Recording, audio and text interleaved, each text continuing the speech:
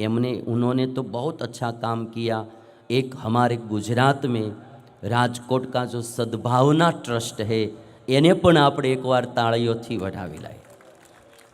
ગુજરાતનું સદ્ભાવના ટ્રસ્ટ એના દ્વારા આજે તમે રોડ રસ્તે જોશો હજારો વૃક્ષો વાવવા અને એને ઉછેરવા, એટલે એક હરિયાળું ભારત બનાવવાનો બહુ મોટું કાર્ય સદ્ભાવના ટ્રસ્ટ રાજકોટ દ્વારા થઈ રહ્યું છે, એને પણ તાળીઓથી ફરી વધાવેલો। અને વાલા ભક્તો, વૃક્ષની બહુ જરૂર છે। હરિયાળું ભારત, રળિયામણા ભારતની બી થોડી વાત મારે કરવી છે। આપણાથી જે થાય એ કરવું છે, પણ પહેલાં તમે જુઓ આ એક કાર્ટૂન જુઓ। માણસ વૃક્ષને કાપે છે એટલે લખ્યું છે ડોન્ટ પ્લે વિથ નેચર, પ્રકૃતિ સાથે ખિલવાડ ન કરો। અને પછી વૃક્ષો કપાઈ ગયા, અતિશય ગરમી પડવા માંડી, સૂર્યનારાયણની ગરમી એની વાહે થઈ, એટલે નીચે લખ્યું છે nature can play with you, don't play with nature, otherwise nature can play with you. તમે પ્રકૃતિ સાથે ખિલવાડ ન કરો, નહીતર પ્રકૃતિ તમારી સાથે પણ ખિલવાડ કરશે, રમત કરશે। એટલે જેટલા વૃક્ષો, અમેરિકામાં એક નિયમ છે કે એક વૃક્ષ કાપવાનું હોય તો સામે 1 કે 2 વૃક્ષ તમારે વાવવા જ પડે। અમેરિકા હરિયાળું છે, અમેરિકા રળિયામણું છે, એના 2 પોઈન્ટ છે। કહેવું પડે જ નહીં, આખી દુનિયામાં ને એમાં સ્વચ્છતા બહુ મોટી છે અમેરિકામાં। મેં બધા દેશો જોયા, અમેરિકાની સ્વચ્છતા બહુ સારી છે।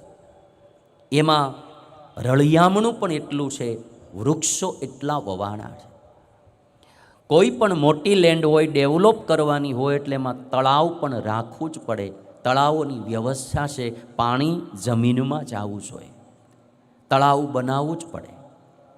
અને વૃક્ષારોપણને કારણે આખો દેશ હરિયાળો છે। કંઈક પણ મારે ને તમારે પણ આપણા દેશ માટે કરીએ। આજ જો આ કોઠિયા હોસ્પિટલ, અહીંયા રક્તદાન કેમ્પ માટે કોઠિયા હોસ્પિટલના માણસો આવ્યા છે। જે સશક્ત હો એ રક્તદાન પણ કરજો। હા, હું નહીં કરું, કારણ કે મેં હમણાં જ હજી કર્યું છે। અમારા બધી ટીમે હમણાં જ હજી મોરબી ને પછી ક્યાં કર્યું, બીજે મુંબઈ, અડધાએ મુંબઈ અડધાએ મોરબીમાં રક્તદાન કર્યું। આપણું રક્ત કોઈને કામમાં આવે એના માટે આપણે રક્તદાન પણ કરવું। કોઠિયા હોસ્પિટલના બધા માણસો અહીંયા 2-3 બેડ બી રાખ્યા છે। કથા પ્રસંગે કોઈને કંઈ ઇમરજન્સી સારવારની જરૂર પડે તો અમે તાત્કાલિક સારવાર આપી શકીએ, એટલા માટે એણે વ્યવસ્થા કરી છે, કેમ્પોની વ્યવસ્થા કરી છે। કોઠિયા હોસ્પિટલ ખાલી કોઈ પણ વ્યક્તિ આવે એની ઓપીડીનો 1 પણ રૂપિયાનો ચાર્જ લીધા વિના, ખાલી ટોકન 1 રૂપિયો લે, ખાલી ટોકન, અને બધાની ઓપીડી મહિને 4-5 હજાર પેશન્ટો કેસ નોંધાય તો ફ્રી ઓફ ચાર્જમાં એની ઓપીડી નોંધવામાં આવે છે। એકવાર તાળીઓથી આ હોસ્પિટલના કાર્યને પણ વધાવી લઈએ। અમારે દિનેશભાઈ શાણી હોય, ચિમનલાલ આદિ જેટલા બધાના નામો મને ખ્યાલ નહીં, પણ આ બધા ભક્તો ભેળા મળી આવી સારી હોસ્પિટલ દેશના લોકોની સેવા માટે ચલાવે છે। કેટલા બધા પ્રકારની મેડિસિનો કે બહુ સસ્તા ભાવે, રાહત ભાવે આ સારું કાર્ય થઈ રહ્યું છે। અને આવા કાર્યોમાં આપણે પણ બધાએ સાથે જોડાવું જોઈએ।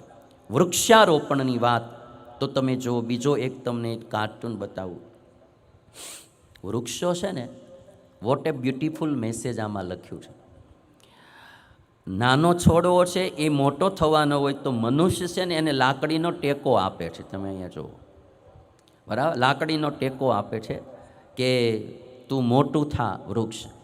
એટલે પછી વૃક્ષ છે ને, આ ભાઈ જ્યારે વૃદ્ધ થઈ ગયો ને, લાકડીની જરૂર પડી ને, ત્યારે વૃક્ષે એને લાકડી આપી, લે તે મને ટેકો આપ્યો તો હું તને ટેકો આપું।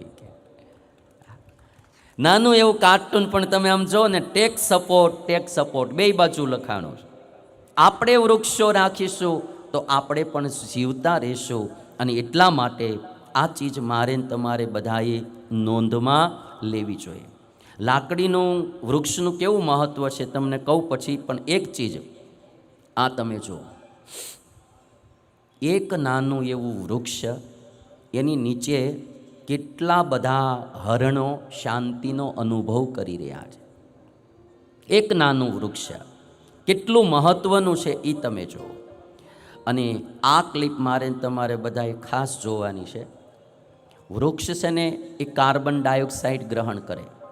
તમે આમાં બનાવી છે જેણે, એને બહુ સારી બનાવી. પહેલાં વાત કર્યું, આપણે શ્વાસમાં જે લઈએ એ ઓક્સિજન, અને જે છોડીએ એ કાર્બન ડાયોક્સાઇડ ઉશ્વાસમાં છોડીએ. તો વૃક્ષ છે ને એ દિવસે ઓક્સિજન છોડે, જે આપણે લેતા હોય શ્વાસમાં એ છોડે, અને કાર્બન ડાયોક્સાઇડને વૃક્ષ ગ્રહણ કરે. એટલે વૃક્ષ જેટલા હોય એટલો ઓક્સિજન ભરપૂર મળે, કાર્બન ડાયોક્સાઇડ ઓછો થતો જાય. અને આ કાપી નાખીએ તો કાર્બન ડાયોક્સાઇડ વધતો જાય, ઓક્સિજન ઘટતો જાય. એના માટે આ વાત લખાણી જો.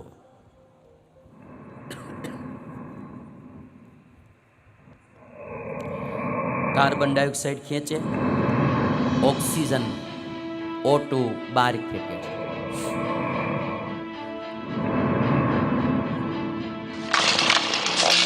હવે માણસો એને કાપવા માંડ્યા.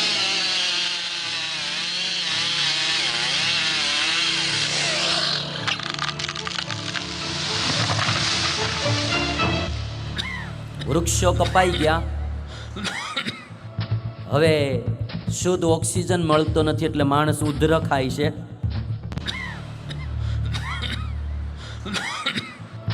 અને ઓક્સિજનનો બાટલો લઈને ચાલ્યો જાય છે. ખંભે ઓક્સિજનનો બાટલો રાખ્યો છે. અને જે લખ્યું છે ને, બહુ સરસ લખ્યું, stop cutting tree or be prepared for oxygen. હે ને, વૃક્ષો કાપવાનું છોડો, નહીતર ઓક્સિજનના બાટલા ખંભે નાખીને હાલવાની તૈયારી મળો કરવા. તમે જુઓ ભાઈ, અમુક વિકાસ નથી, અમુક વિનાશ તરફ આપણે જઈ રહ્યા છીએ. પહેલી વાત, જૂના જમાનામાં અનાજ શુદ્ધ મળતું, ખાદ્ય પદાર્થો શુદ્ધ મળતા હતા. ખાદ્ય પદાર્થમાં કોઈ ભેળસેળ નહોતી થતી. અત્યારે ખાદ્ય પદાર્થોમાં ભેળસેળ મળી થવા. પાણી ચોખ્ખું મળતું હતું. આજે હવે પાણી ચોખ્ખું મળતું નથી, એટલે બોટલોના પાણી પીવા પડે છે. અને જો આમ્યમ આપણે કરતા રહીશું તો એક દિવસ ઓક્સિજને વેચાતો લેવો પડશે. અત્યારે એવી શરૂઆત થઈ ગઈ છે, શુદ્ધ ઓક્સિજનના બાટલાઓ મળે. દિલ્હી, લખનઉ આદિ સિટીમાં શુદ્ધ ઓક્સિજન નહીં મળતો. એટલે હરિયાળું ભારત બનાવવા માટે આપણે બધાએ મહેનત કરવી જોઈએ. અને એક વૃક્ષ કેટલો મોટો આશરો આપે એ તમે જુઓ. આમાં તમને આગળ ઉડે ને પક્ષી, પછી જોજો. સુપર, વાવ! પાંદડા વિનાનું એક ખાલી વૃક્ષ, પાંદડા વિનાનું, એમાં કેટલા પક્ષીઓએ આશ્રય લીધેલો. એક વૃક્ષ કેટલું મોટું કામ કરે એ આ ક્લિપ દ્વારા બતાવવામાં આવ્યું છે. અને જો આ ભાઈ વૃક્ષ કાપવા જાય છે ને તો કૂતર્યો ના પાડે છે કે તમે કાપો.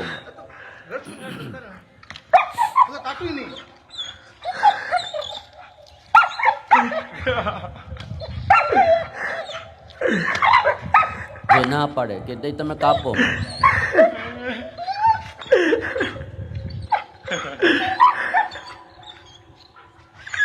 आपत्ति की बात बता.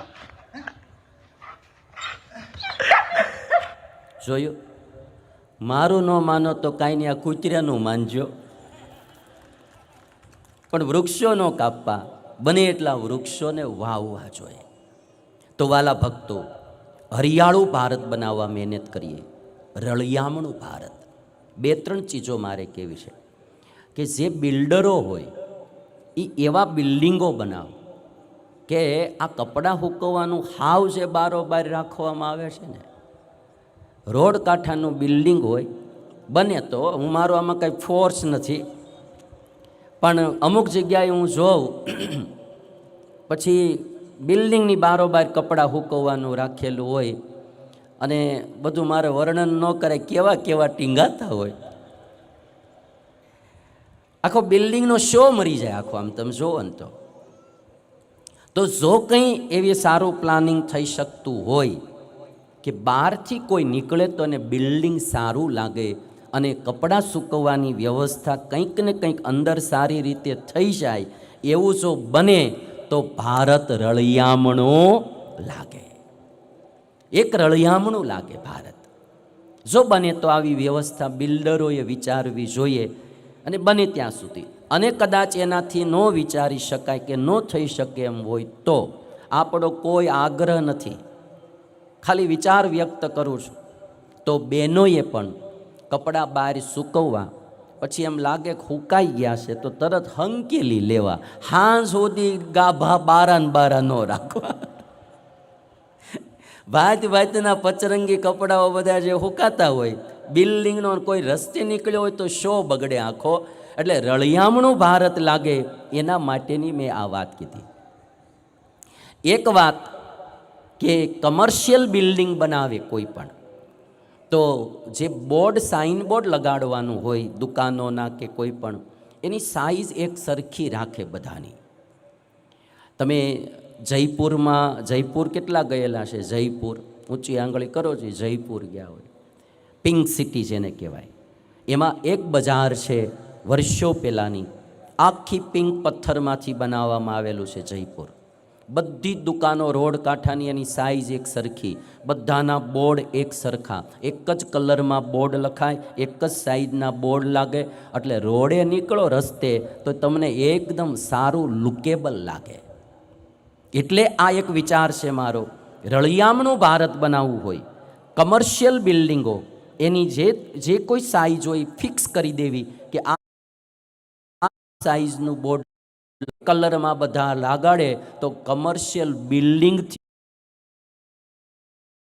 ભારત રળિયામણું લાગે. આ તો એક બે વિચારો દીધા.